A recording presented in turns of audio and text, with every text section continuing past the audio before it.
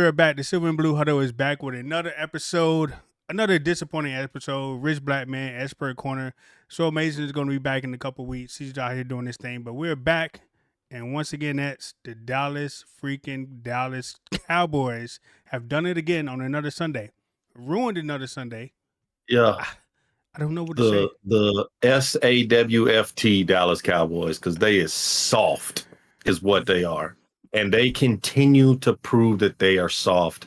And I'm seeing people online talking about, well, the defense played well. No, the defense didn't play well. The defense gave up 220 rushing yards again. Anything that the Atlanta Falcons wanted, they got yesterday. And the only reason they got off the field is because Atlanta dropped some key passes, and they had two missed blocks where we got in and got a sack fumble, and then we got sacked late on a late third down. But that game, if Atlanta plays better, if Atlanta's not as bad as they are, they probably blow the Dallas Cowboys out, because this team is just so frustrating, Rich. Third down, you only got 10 players on the field. Fourth down, you got 12 players on the field. The penalties and the mental mistakes of this football team is just, it's astronomical, and it's frustrating. And it's been through the whole Mike McCarthy coaching career here in Dallas. They have always been one of the most penalized football teams. And that is discipline. That's all it is. It's discipline. And you can't start to have discipline at the 75% way through your career mark and then expect it to just kick in, right? So now all of a sudden you're going to hold Zeke accountable for missing a couple meetings or being late, and you want to get his persona that we are going to discipline our football players. But then on Sunday in the game, you can't get 11 guys on the field on defense. You don't know who's the personnel in offense on a crucial 4th and 1 that now makes it 4th and 6 and ruins your chance of going for it. It's just the little things for me. The defensive line is still bad. We still don't commit to the run game. Rico Dowdle actually had a really good game, but then we just quit going to him. We just say, you know what, screw it. He's averaging 6+ yards a carry. Let's just stop giving him the football. On 3rd and 4th down, let's run a stupid reverse to CeeDee Lamb. And we knew listen, coming, right? The one guy that really impressed me yesterday was CeeDee Lamb, because he's hurt. You know he's hurt. He's fighting. They tell him he can't go back in the game. He says, forget that. I'm going back in the game. This is crucial time. He goes back in the game. This is the part. This is what I need to see from all 53 guys, is that fight. And I don't see that. Trayvon Diggs had a horrible game yesterday. Right. He's lost on the touchdown pass to Mooney. I don't why he's going inside where all the traffic is. Just go over the top of all that. Just some simple things in this football game. Kendricks, you can tell he's lost a step. He can't play linebacker like he used to. Overshown played well. There's a couple things that just irritate me. And now you're going to be without your star quarterback, and potentially CeeDee Lamb missing a couple weeks as well with the shoulder. So Cooper Rush going to be throwing to who? Right. And for me, like, overall, the Dallas Cowboys have showed up against the Falcons, which is disappointing. We lost to Kirk freaking Cousins, of all people, who we actually owned in the past. And like you said, the Falcons, they are good. They're decent. They're a great team. But they was very beatable this past Sunday. The Falcons have been beatable this whole season. Like, they're not playing like a very top contender. Yes, they're a playoff contender. Yes, they're going to be in the playoffs or whatever, but they're not like a Detroit Lion or nothing like that, or the Ravens or the Chiefs, but they are very beatable on every freaking Sunday. And it's just unfortunate that when we did get to Kirk Cousins, he was the Kirk Cousins that we all know and love. He was a turnover machine. He was the one that takes sacks. He was the one that hold on to the ball too much. But when Kirk Cousins gets time in the pocket, which he had a lot of time on certain plays, he out there dotting you, and it's just look embarrassing for Kirk Cousins to be out there dotting you at this age. Like, he's still a good quarterback, but losing to Kirk Cousins and the Falcons is just unacceptable from the Dallas Cowboys standpoint, especially when you need to win a game, especially when you need to turn your season around, especially when you need to maybe give your fans and give your team some sort of hope that the season is not lost. But you go out and lose against the Falcons and the season might be over. Like, it might be over. Trayvon Diggs, Michael Parsons, I think you guys need to go ahead and just scrap y'all little podcast. I know Trayvon Diggs had that little altercation with the reporter last week, and he went on to the podcast and explain it. And then he come out on Sunday and have even a worse performance that I ever seen him play before. Like, he's not really playing the ball all that much. He's getting beat on plays. This is not the Trayvon Diggs that we know from seasons past that like really was a ball hawk or whatever. Like, he's giving up plays. Like, I don't know what Yeah, to and say I about think this team. part of that he's hurt. He's not 100%. I get that.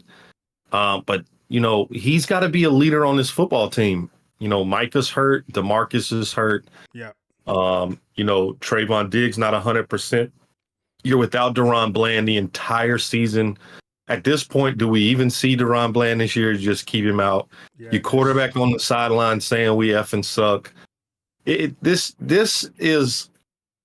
I mean, I've been through some tough seasons. I remember Troy Aikman's first year when they were 1-15, and the only team they beat was Washington that year.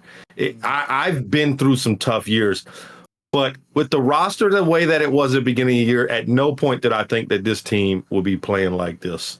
absolutely. They have not. no fight whatsoever on the defense side of the football. Right. Now, I'm a huge Mike Zimmer fan. Like, he is a true Dallas Cowboy. I've said it on this podcast before. I really like them hiring him. But listen, there are times in life where you make decisions and it's the wrong decision.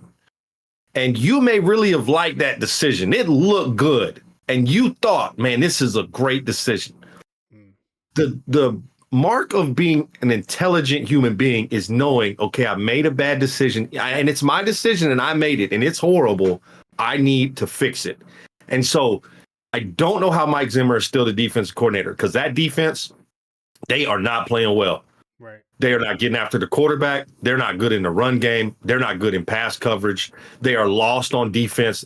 They have times where they don't know where to line up. They don't have the right personnel on the field. They're wasting timeouts on the defensive side of the football. And this is the part that's frustrating, is that somebody's got to be held accountable. Again, you can't go to Zeke the week of the Falcons game and say, well, you didn't show up or you were late to a meeting, so we're going to hold you accountable. Well, at some point, the grown men that are in charge got to be held accountable. And that's Mike Zimmer and Mike McCarthy. Mike McCarthy is the offensive play caller. He's not calling a good offense. His offense is not playing well. And for Jerry Jones to come out and say the team really loves Mike McCarthy, I don't care that they love Mike McCarthy. What I care about is W's and L's, right? Because the team really liked Jason Garrett. He was a player's coach. They liked Jason Garrett, but he wasn't winning. Right. And that's what this is about, right? Is winning. And I get it. As Cowboy fans, we're delusional. We think we win every year, but the last year we won, I mean, I was in high school. Right. Like, come on. We got to do something. We got to do something to shake it up. And Jerry Jones coming out and say, we're going to be buyers. We got some things in the works. Where? You said that in the off season and nothing happened. My thing is, Rich, who are they adding to this roster to fix this? Who is out there that they think that they can go get that instantly comes in here and makes an impact? Because those players have already been dealt. Right. Devontae Adams would have came in here and been a huge benefit to this offense. Amari Cooper, huge benefit. Where is there? There is nobody in this league that you're trading for that's going to come in here and instantly make the Dallas Cowboys a contending football team with the way they're playing. And the reason why we haven't really got anybody is because, Jerry Jones, he always likes his guys. And like, since we started this podcast today, your message has been that the Dallas Cowboys are soft. And you've been a coach, and I played football before in high school. I'm starting to think that the Dallas Cowboys, when they practice, the gauntlet dummies are winning in practice against the Dallas Cowboy players. When the running backs go through the gauntlet, I'm thinking the gauntlet don't even move because the Dallas Cowboy running backs can't move the damn thing. And I'm thinking when the coach up there holding up the little dummy blockers, I'm thinking the coaches are winning against the players because they just that soft. And we see that on Sundays. They go out there, they get pushed around. The running backs can't get through the tackles and stuff like that. They get pushed back. Dak Prescott getting sacked. So I'm starting to think that the practice dummies are actually winning against the Dallas Cowboy players in practice because it shows on Sundays.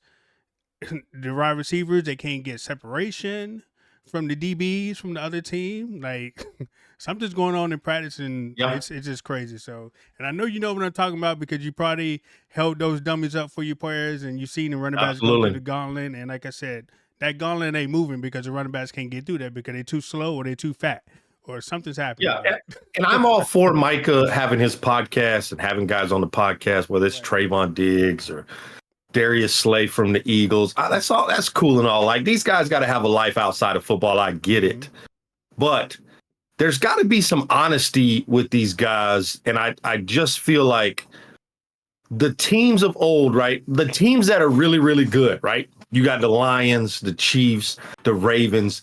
Those guys have an identity, right? Mm-hmm. The head coach of the Detroit Lions, that's a guy that you go in the, dark alley in a fight with because that guy is going to fight for you. And I think his players are the same way.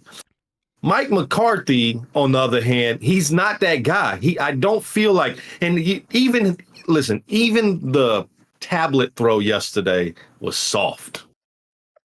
It was soft, and it was like, who is that amping up? That's not nobody on your sideline is got that dog in him that you can just rile up with you throwing the tablet. You calling the plays. Like you got to be seeing this in practice, right? This offensive line is not very good blocking the pass protection, right? The running backs are missing wide open holes. Rico Dowdle, on the other hand, played really well. And you see bits and pieces that could be good. The screenplay to Ferguson, if Ferguson just does his job and chips the defensive end and then leaks out, that screenplay is a touchdown. Right. Rico Dowdle's screenplay, Zach Martin overruns it. If he just does his job correctly, and Zach Martin's been an all-pro his entire career, that's just a play that sticks out, right? Because if he gets his block, it's a touchdown. Those are things that I'm talking about. Kevontae Turpin has the ball in his hands. It hits both of your hands and you have a hold of it. It's not raining. You're playing indoors. It's ideal weather. There's no excuses. And he hits his hand. He lets the ball get knocked out of his hands. Though it's those plays. Football is not, teams aren't exponentially better than the next team, right? These are all professional athletes. In the game of the NFL, the game is about inches. It's about one play here, two plays here. Now, do teams get dominated? Sure. There are games where just nothing goes right. We played that game versus the Saints. Everything the Saints wanted, they got. But yesterday, it was a game of inches. Trayvon Diggs not going over the top. Not picking up your blocking assignment on a screenplay, that's a touchdown. Mm-hmm. Dropping the ball on a crucial third down, fourth down. Those little plays add up. The penalties add up. And when you're in a dogfight against the Falcons team that's also in a dogfight, it's whoever doesn't make the most mistakes. And what did we do yesterday? We made more mistakes than the Falcons. They win the football game. To compound on that, you lose your $240 million quarterback. You lose your $138 million wide receiver. And now you're potentially going to be without those guys for weeks on weeks on weeks. I hate to say this, but I've said it in previous podcasts. This season is over with. At some point, let's just New York Giants this thing, tank the rest of the season. Let's go get a top pick, or be sellers at the trade deadline. Get rid of some of this cap space, and just let's start the rebuilding process. It's obvious you guys did not go all in, so now's the time to go all in. Let's get a top draft pick. Let's trade away some of these guys. Get some draft, potential coming up. Get you another first round, second round, load up on this draft and see what we can do. Because you're, like you said last week, Rich, you're stuck with Dak Prescott for 4 years. Yep. You're stuck with CeeDee Lamb for 4 years. Let's build around those guys for the next 4 years. You're going to re-sign Micah Parsons. You re-sign Trayvon Diggs. Let's build around these guys and see what we can do in the next 3-4 years. Right. And speaking on the defense, one last thing before we change the topic up. On that one play where the Falcons ran like a bunch formation or whatever, and Trayvon didn't jump to the outside, how come there's no communication with the other two DBs to be like, hey, this is man coverage, which we all knew it was going to be man coverage because it was a bunch formation. Why did they not communicate and say, hey, I'm going to take this guy, and Trayvon's on the inside. And there was no way that dude was going to run like on the inside of the hash mark. I already knew that he was going to try to cut it to the outside. So there should have been a communication where they was going to switch based on what the defense did. I mean, that's a typical. We see that every day playing Madden. Yeah. Okay. So sometimes there is you're in man concept where you are switching, and then sometimes you're hard man where I'm sticking with my guy no matter what. We're not switching. It's a it's a third and short, fourth and short. We're gonna just stick with our guy. The problem is I think Trayvon Diggs read that as he's just going to run a little out route and try and pick up this easy first down. So I got to dive through this traffic. He has to understand, and this is cornerback 101. He has to understand there's no way he's getting to that out route from where he was at on the field going through that traffic. It would literally have to be there's nobody else on that side, and I've just got a free run to that out route. Yes, he could have made it. At that point, he just has to go over the top and make a tackle if he runs the out. They ran a great concept. They're in bunch. We ran an all-out blitz. We didn't get to the quarterback. Because it's an all-out blitz, Trayvon is thinking, this has to come out quick. It's got to be a quick throw. So he's trying to get there. I get that. I know that's where his mindset was. If they ask him, I don't know if they asked him about it. Obviously, the media and Trayvon Diggs got into a little tussle last week, but I guess they squashed all that this week. But still, if they asked Trayvon Diggs about that play, he's expecting a quick throw because Mike Zimmer is bringing more than what the Falcons can block. The problem was it was a quick throw, but they ran the wheel right off the bat. And so, yes, they almost got to the quarterback, but Kirk knows I'm just going to throw this ball up and give my guy a chance to go make a play. And to make a play, because Trayvon ran into that traffic, he's nowhere there to make a play. That is a wide open pass. So Trayvon, yes, he's trying to make the correct play, but in that instance, he just did it wrong. He's got to understand I'm not going to get to this out route as quick because we're in hard man. We didn't switch anything. And so because of that, he makes the wrong play. It's the simple things. Let's say he catches the out route and gets the first down. We got a chance to hold him to a field goal still. Right. But you making the wrong route as a defender to get to that, he gets the touchdown. It's 7 and not 3. Those are the little things that start to add up when you start looking at this football game. It wasn't glaring. You can't look at the Falcon game and go, oh, wow, the Falcons just whooped our tails. No, they just didn't make as many mistakes as the Cowboys did. And so because of that in the NFL, you win that football game. Correct. And Perfect I thought maybe example. he was going to go over the top on that play, and also the Donovan Wilson play as well. Like, I don't know why he was guarding the backside of the end zone instead of coming down and not cutting off that receiver that was cutting in front of him. It was still too much space in the end zone for him to continue to play over the top. On that play they're in a different concept where Trayvon is locked in man-to-man and everybody else is in zone coverage. Right. Donovan Wilson has got the right side of the end zone. Right. He is responsible for that part of the end zone. So anybody that goes to that section, he's responsible for taking. He just takes a horrible angle. Terrible. And instead of attacking a spot where that receiver is running to, he attacked the wide receiver. And that wide receiver is in motion already. He's already going, and Donovan Wilson is sitting still. He's never making that play. No safety is making that play. Again, those are all techniques. Those are all simple technique mistakes that cost you football games. That's all it is. And you can look through the entire NFL day yesterday. And teams that made more mistakes, look at the Jaguars. The Jaguars are getting blown out by the Eagles. That game is over with. The next thing you look up, that game is close. Why is it close?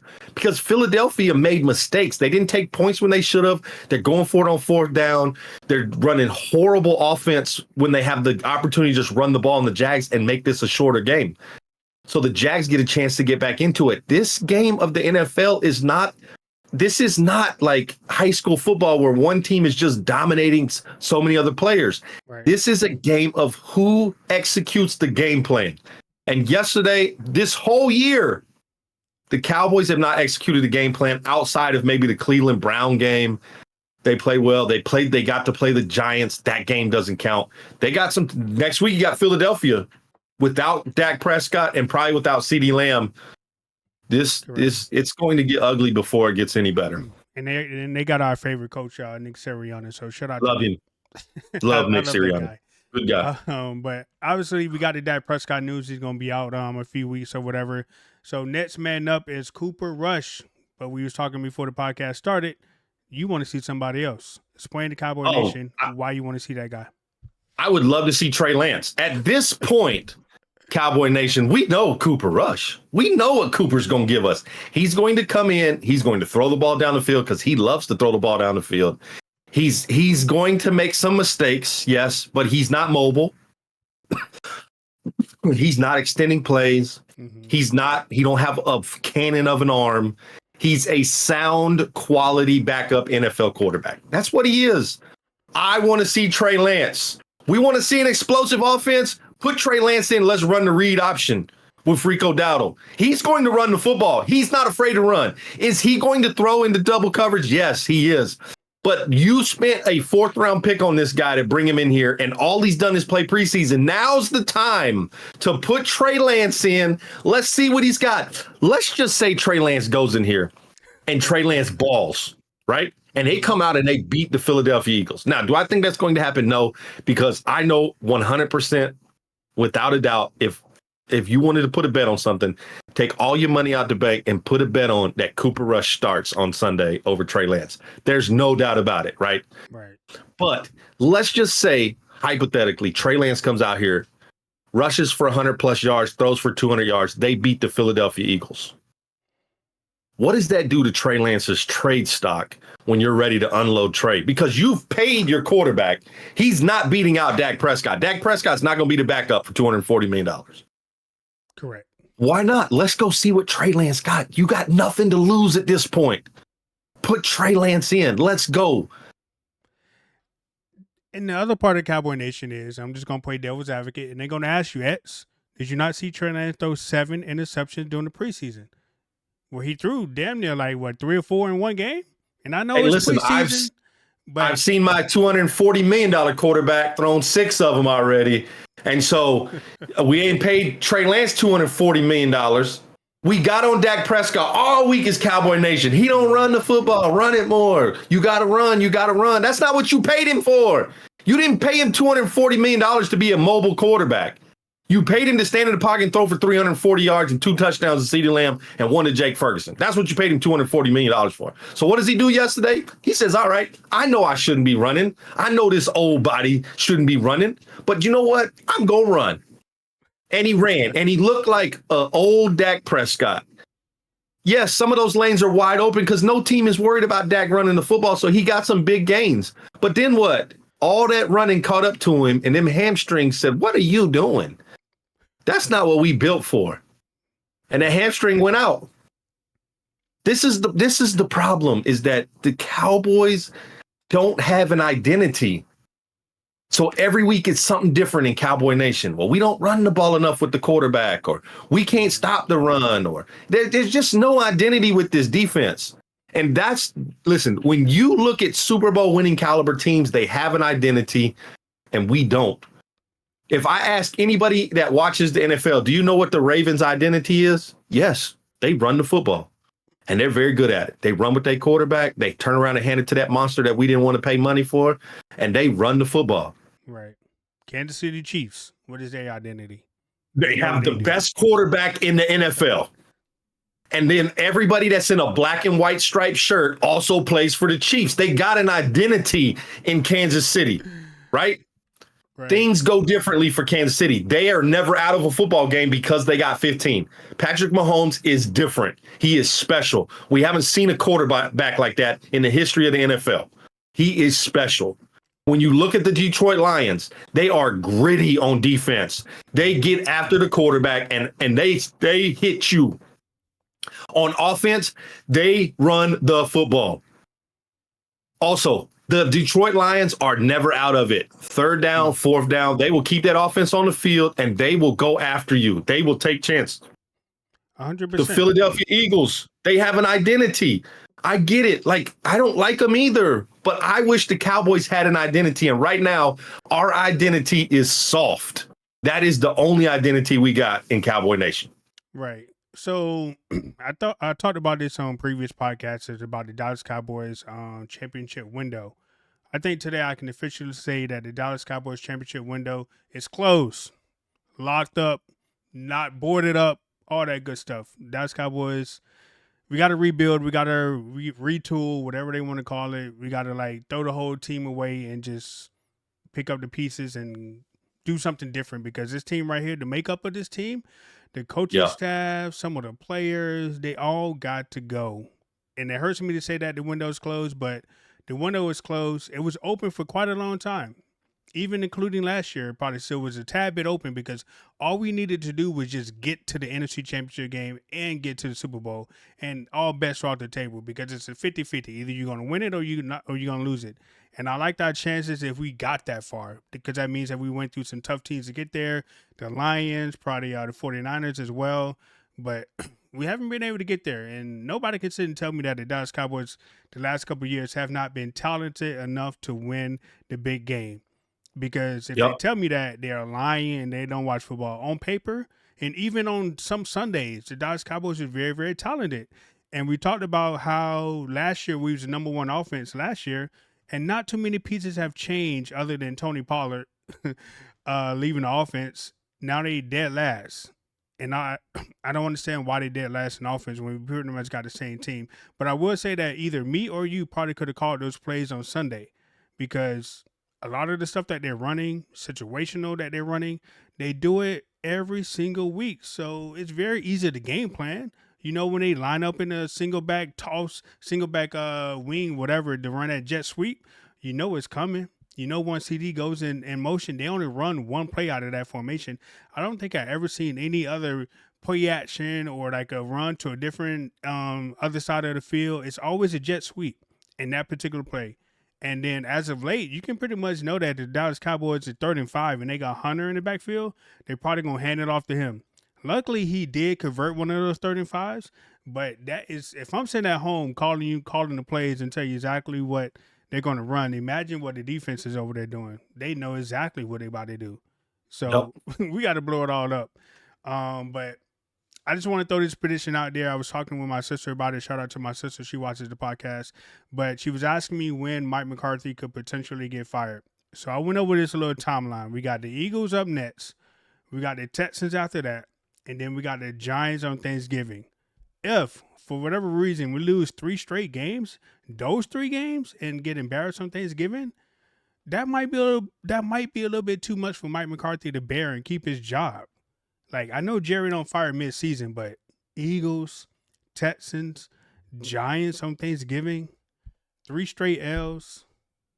That might Yeah, be too much. he's not firing Mike McCarthy. He got to. He's not. Got to. He's Please not. do something. He's not. He's gonna keep Mike McCarthy till the end of the year. Mm-hmm. And we're gonna have to deal with this for the entire year. And then at the end of the year, he won't re-sign Mike McCarthy. Right. So then it won't be on Jerry Jones. He'll just say, we've just decided not to re-sign Mike McCarthy. Then you don't care And he'll about bring the a fan different base. coach in. You don't care about you don't care about the fans. Listen, I saw someone in the media, and I don't even remember who it was in the media, that said, we asked Jerry Jones if we could guarantee you a Super Bowl win, but your team merch would be down, attendance would be down, all the things that matter to Jerry Jones would be down, but you would be guaranteed a Super Bowl. Would you take that deal? And Jerry said, absolutely not.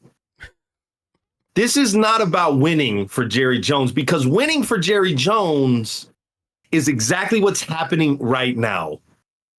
Everybody's still talking about the Dallas Cowboys. You know when winning will matter for Jerry Jones? When the media treats us like the New York Giants, where nobody talks about you. Nobody cares about you. You're not on First Take. You're not on FS1. Acho and all those guys, they're not bringing you up. You're not on the TV. Right. You're always a 12 o'clock game. You're never in prime time. That's when Jerry Jones will wake up and winning matters. Right now, it's just this is the point. Like, tomorrow, like on Sunday, they even said tomorrow the headlines will still be about the Dallas Cowboys. Guess what ESPN opened with? They opened with the Dallas Cowboys. Right. The garbage, soft Dallas Cowboys are the number one topic on all of these sports talk shows. Jerry Jones is still winning. Exactly. People watch the Dallas Cowboys game more than any team in the NFL. People are tuned into the Dallas Cowboys, whether you're a fan or you're hoping that they screw up. And that is what's important to Jerry Jones. He's always top in merch sales. He's always top in attendance. His Dallas Cowboys are always the number one topic on most sports talk shows. And this is the most frustrating thing. As long as it's like that, Jerry Jones is perfectly happy. He can talk all about winning is important. Winning is not important if you're still the richest owner in all of sports. Because if winning was important, you would be winning. And when you didn't win, you would do everything under the sun to get back to winning.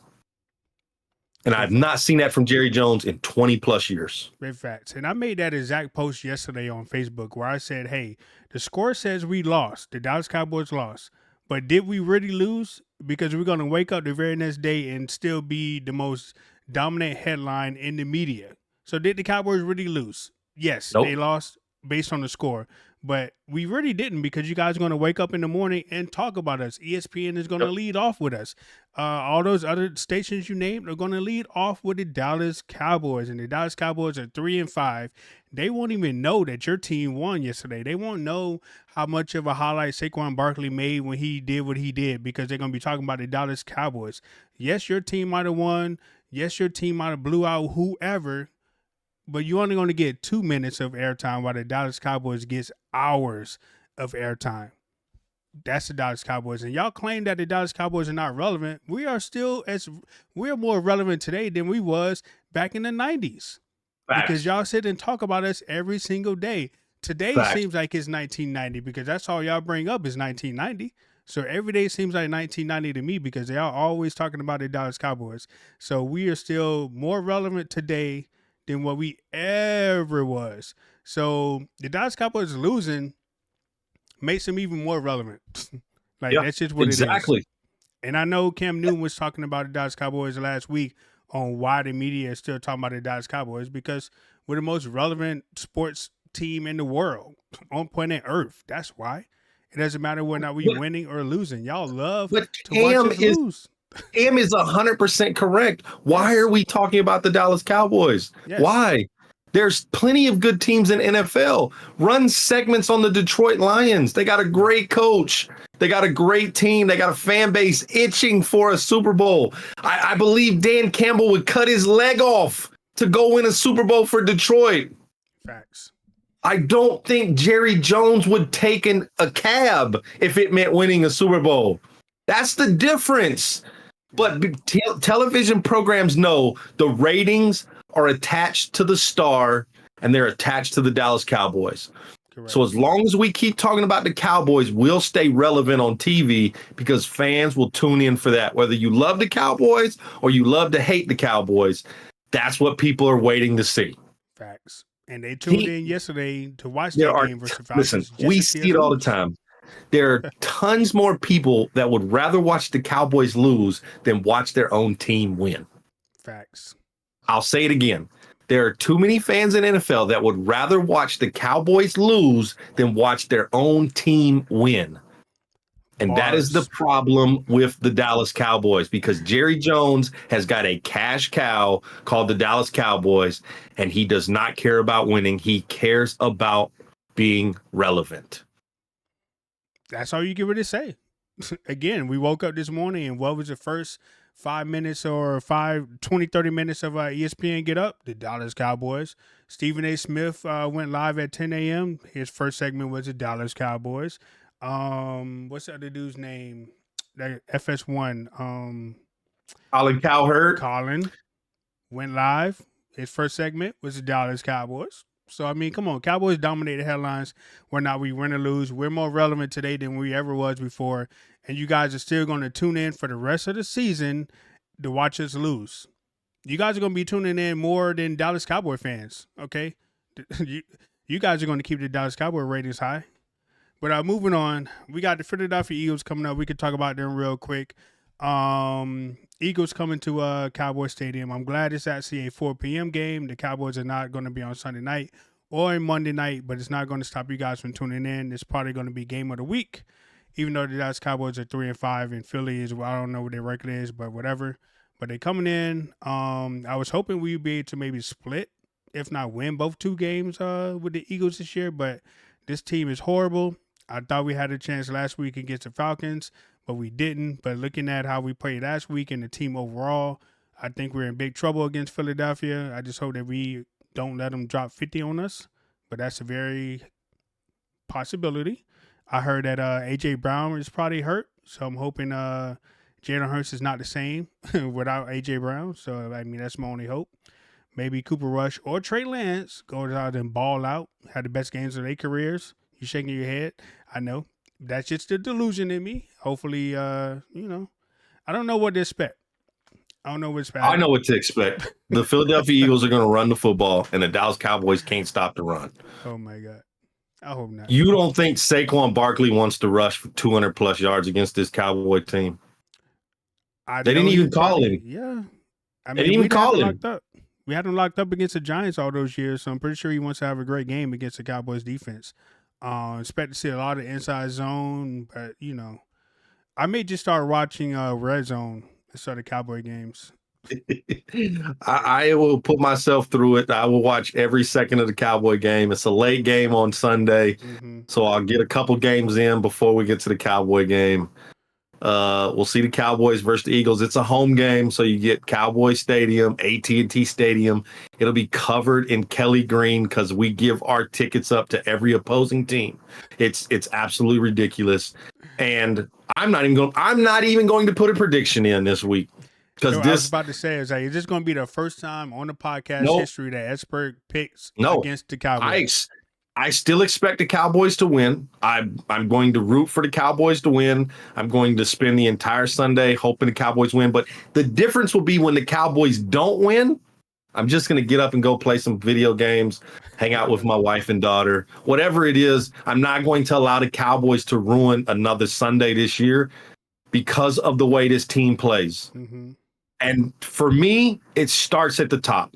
We can talk all about players and not being in the right position, not being on the field. It starts in that press box, in that owner box with Jerry Jones and Mike McCarthy.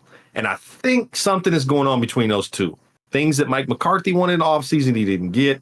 Jerry Jones is still in charge of the team. It's kind of like Bill Parcells used to say, how do you expect me to make dinner, but you don't let me shop for the groceries? That's what's going on with the Dallas Cowboys right now because, like Rich says, Jerry Jones likes his guys. Right. And you got to separate your personal relationship with these players from business. Right. And if you don't play well, you got to go. I'm sorry. You can't look at this product on the field and it be about winning if you're the owner of the Dallas Cowboys. You can't tell me it's about winning when you see this product on the field. What other owner is standing after the football game having an interview with the media? There is no other owner in the NFL doing that. None. I'm just going to hope that the Dallas Cowboys come out and surprise me and actually come out and win. Maybe it's a close game. Maybe they come out and get a defensive stop, get a pick six, because Jalen Hurts is still a turnover machine. That defense is still able to create turnovers. And that's what I was so excited about yesterday because they did finally create some turnovers and get a ball back to the offense. But what the offense do? Go out and kick a field goal. Like they did nothing. They did nothing. And for once I thought, hey, the defense gave you guys the ball for once this season. What are you going to do, Dak Prescott? He went out and did nothing. So, Again, the defense played well enough for your offense to win the football game. Again. They held the Falcons to some field goals and turned the ball over. So the Falcons had a lot more yards than what they had should have had points. But in the end, your offensive best weapon kicks the football. Right. That cannot be, if that's your best weapon on your offense, I don't care. Your NFL team sucks. Right. Sorry. And I just hope that they get better at tackling because tackling wasn't an issue last year, and now it's an issue. Like so many missed tackles yesterday. It was terrible. I'm like, what do you guys do in practice? Do you guys do one-on-one tackling drills or something? But that goes back to my point earlier. The dummies are winning in practice against the players. The dummies are winning. So we could definitely see that on Sundays. They can't tackle players. So if they can't tackle players, I know they ain't tackling the dummies in practice either. So it is what it is with the Cowboys, man. I'm hoping that they haven't won at home all year long. After going undefeated at home last year, not including the playoffs, they have yet to win in AT&T Stadium. Sad. That is sad. It's so sad. That's so sad. You got to turn that around because you got the Texans.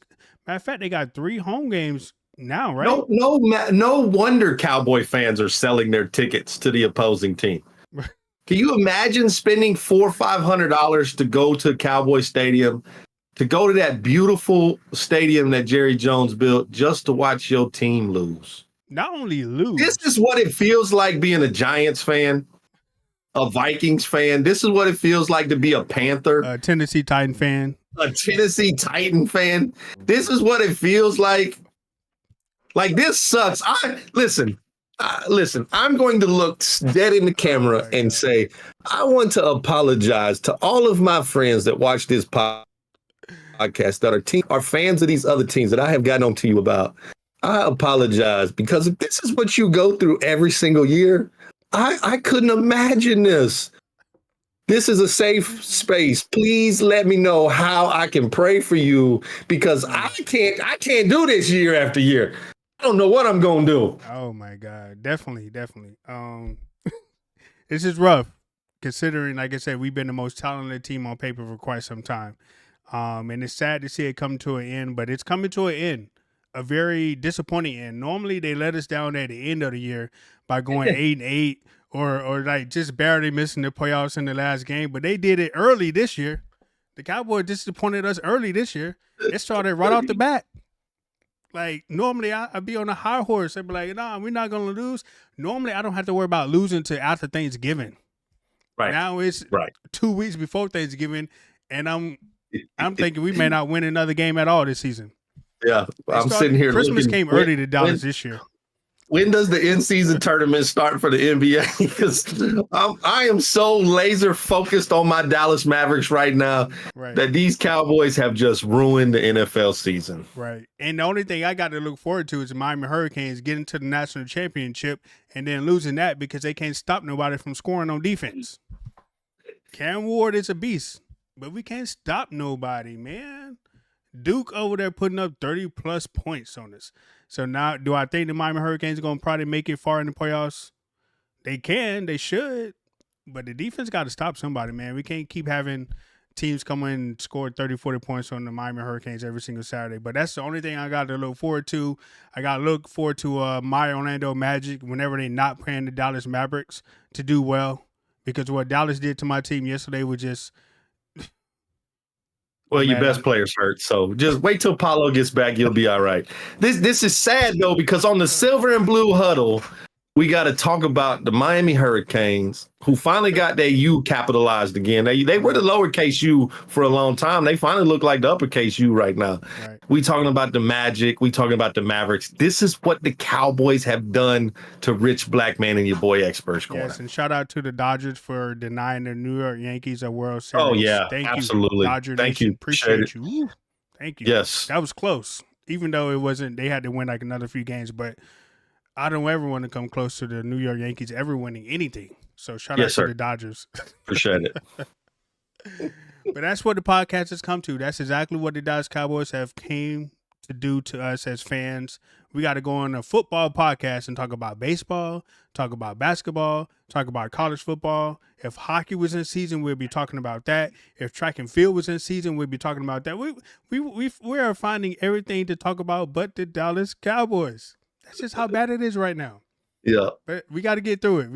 But we're going to be here every single week, win or lose, and we just talk about it. But Monday night game is what? The Chiefs and the Buccaneers. Who you got real quick? I mean, I'm not picking against the Chiefs ever. Now you have D-Hop for a full week of practice. Mm-hmm. He's going to play a lot more in this offense. Anytime you got Patrick Mahomes, Travis Kelce, that defense is playing lights out right now. And then, of course, you got the 6-7 referees playing for you as well. So, Right. I'm picking the Chiefs. Although, if there was a quarterback, a team to beat them, it would be Baker Mayfield and the Bucks. But it's about health for the Bucks. I think they got a lot of hurt players, but Right. I think they down two receivers or whatever. But I would have took D Hop in Dallas as a third option, second or third option. Sure. He would have been pretty cheap. He's better than Tolbert or Brooks or Schoonmaker or any of those guys that they ran out there. Turpin. Yeah, I would have took D Hop, but I won't. Fourth round pick. Who in the hell? A fifth that could be a fourth, I think, or a fourth that could be a third. I don't know. Do you remember any fourth or fifth round pick from the Dallas Cowboys these last couple of years? Why are the Cowboys holding on to a fourth or fifth round pick instead of going out and get somebody that could be impactful to the team? Why are they so? What's so special about Jerry Jones likes his guys? Apparently, okay. I don't know. I mean, Amari Cooper went for a late round. Devontae Adams went for a late round. Again, the Jets look horrible. I said it last week. Why aren't the Cowboys calling the Jets? Like, hey, give us one of those running backs you got. Y'all don't need Breece Hall and Braylon Allen. Give us one. Yeah. We'll give you a second or a third for him. And the biggest name so far is Travis Etienne, I guess, for the Jaguars. I keep hearing his name fly around. Sure, great. Hey, we got third round pick for you right now for Travis Etienne. Let's go. Right. And it's crazy because when the year that we traded for Amari Cooper, he came in and made an impact to the team. So, Jerry, why don't you do that again? Why don't you try that method again? Go trade for a player for like a third or fourth round pick. I don't think we gave up a lot for Amari Cooper. There's plenty of disgruntled players on the NFL teams that want to get out of their current situation. So why don't Dallas Cowboys just call one of those guys? We see it in the NBA. We see it in the NFL. I mean, how do you think Philly got the roster that they got? They traded for a bunch of those disgruntled players, and then they end up signing them. And, the team is good, but I don't get the Dallas Cowboys and Jerry Jones. I don't know what they're up to. All right. We got Philly coming up. It's going to be rough. I'm going to watch it. We're going to see what happens. Hopefully, Cooper Rush saves our season. I know Esper don't want to hear that. He want to see Trey Lance save our season. But I'm going to go out on him and say Cooper Rush is going to save the Dallas Cowboys season. Cooper Rush is going to be the great white hype, okay, and save the Dallas Cowboys. Win this game against Philly, win this game against Texans, win the game against the Giants on Thanksgiving, and then all this is going to be forgotten, and then I'm going to be sitting up here saying Cooper Rush, Super Bowl MVP. That's what I'm going to say. And Cooper Rush, I trust. And that's the Silver and Blue Huddle, Richblkman, Esper Corner. We'll catch you guys next week, man. Don't forget to subscribe and listen to the podcast on all your streaming platforms, and we'll catch you guys next week. Peace out.